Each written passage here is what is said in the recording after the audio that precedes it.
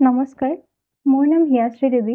মোৰ ঘৰ নলবাৰী জিলাৰ অন্তৰ্গত টিহুত অৱস্থিত। বৰ্তমান মই কটন বিশ্ববিদ্যালয়ৰ ইতিহাস বিভাগত BA কোৰ্চ কৰি আছোঁ। আজি এই ভিডিঅ'টোত মই আপোনালোকক জনাবলৈ বিচাৰিম যে মই এই ছাবজেক্টটো কিয় চুজ কৰিলোঁ, লগতে মই কটন ইউনিভাৰ্চিটিত কেনেকৈ এডমিশ্যন পাবলৈকে সক্ষম হ'লোঁ। লগতে আপোনালোকক জনাম যে এই ইতিহাস বিষয়টোৱে ভৱিষ্যতে আপোনালোকক কেনেধৰণৰ কেৰিয়াৰ অপৰচুনিটি প্ৰদান কৰিব।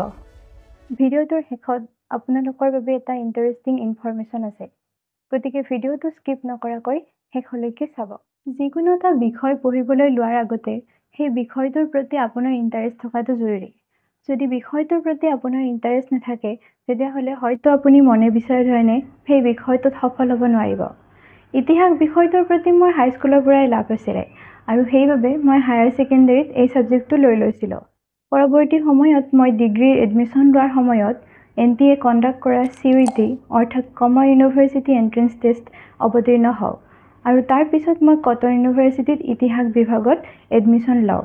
আপোনালোকেও এতিয়া যিয়ে হায়াৰ ছেকেণ্ডেৰী পঢ়ি আছে, তেওঁলোকে হায়াৰ ছেকেণ্ডেৰীৰ সমানে CUETৰ বাবে প্ৰিপাৰেশ্যন কৰি যোৱাটো দৰকাৰী, কাৰণ বৰ্তমান প্ৰায়বিলাক ইউনিভাৰ্চিটিয়ে এই এডমিশ্যনটোৰ বাবে এই এক্সামটো কণ্ডাক্ট কৰা দেখা যায়। এতিয়া মই আপোনালোকক ক'ম এই হিষ্ট্ৰী ছাবজেক্টটোৱে ভৱিষ্যতে আপোনালোকক কেনেধৰণৰ কেৰিয়াৰ অপৰচুনিটি প্ৰদান কৰিব।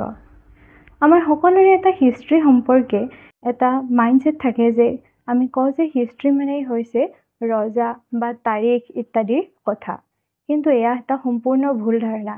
এই ছাবজেক্টটো আপুনি বা মই ভবাতকৈ বহুত বেছি বিশাল হয়।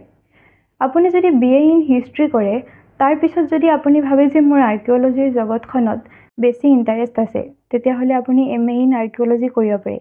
BA ইন হিষ্ট্ৰী আৰু MA ইন আৰ্কিঅ'লজিয়ে আপোনাক আৰ্কিঅ'লজিষ্ট হিচাপে কেৰিয়াৰ অপৰচুনিটি প্ৰদান কৰিব। লগতে এই ছাবজেক্টটো যিকোনো ধৰণৰ কম্পিটিটিভ এক্সামৰ বাবে বহুত গুৰুত্বপূৰ্ণ হয়। আপুনি APSC দিয়ক বা UPSC দিয়ক বা যিকোনো ধৰণৰ প্ৰতিযোগিতামূলক পৰীক্ষাত অৱতীৰ্ণ হওক, হিষ্ট্ৰী ছাবজেক্টটোৰ পৰা বহু সংখ্যক কুৱেশ্যন অহা দেখা যায়। সেয়েহে এই ছাবজেক্টটো এটা গুৰুত্বপূৰ্ণ ছাবজেক্ট বুলি মই ভাবোঁ।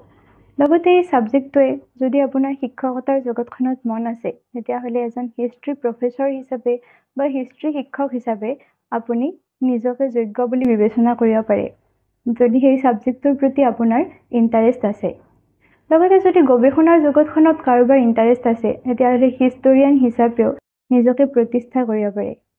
বৰ্তমান সময়ত হিষ্টৰিয়ানছবিলাকে বিভিন্ন ইউনিভাৰ্চিটি বা গভৰ্ণমেণ্ট এজেঞ্চিৰ বাবে ৰিচাৰ্চ কৰি থকা দেখা যায়। লগতে বৰ্তমান সময়ত ডিজিটেল যুগত ইউটিউবৰ প্ৰয়োজন আপোনালোকে সকলোৱে জানে। আমি যিকোনো এটা বিষয়ে টান পালে বা বুজিবলৈকে অকণমান অসুবিধা হ'লে ইউটিউবত চাৰ্চ কৰিলে বহুত ছাবজেক্টৰ যিকোনো টিচাৰে আপলোড কৰা ভিডিঅ' আহি যায়। যদি আপুনি বিচাৰে আপোনাৰ ইউটিউবৰ জগতখনতো মন আছে, তেতিয়াহ'লে এই বিষয়টোৰ ওপৰত যদি আপোনাৰ গভীৰ জ্ঞান থাকে, তেতিয়াহ'লে নিশ্চয় এজন সুদক্ষ ইউটিউবাৰ হিচাপেও আপুনি নিজকে প্ৰতিষ্ঠা কৰিব পাৰে। শেষত আপোনালোকক জনাবলৈ পাই সুখী হৈছোঁ যে অধ্যায় নামৰ এটা অৰ্গেনাইজেশ্যন আছে, যিয়ে ক্লাছ 11ৰ পৰা বৰ্তমানলৈকে মোৰ পঢ়াৰ খৰচ সকলো বহন কৰি আহিছে। তেওঁলোকৰ দুখন আঁচনি আছে, এখন লুইট ফেল' আৰু লুইট স্কলাৰ। এই আঁচনি দুখনৰ জৰিয়তে তেওঁলোকে ভিতৰুৱা গাঁও অঞ্চলবিলাকৰ অত্যন্ত মেধাৱী ছাত্ৰ ছাত্ৰীসকল, যিসকলে কঠোৰ পৰিশ্ৰমৰ মাজেৰেও ভাল ফলাফল দেখুৱাবলৈকে সক্ষম হৈছে, তেওঁলোকক পঢ়াৰ ক্ষেত্ৰত সকলো আৰ্থিক লগতে মানসিকভাৱেও সমৰ্থন কৰি অহা দেখা গৈছে। আপুনিও এই সুবিধা গ্ৰহণ কৰিব পাৰে।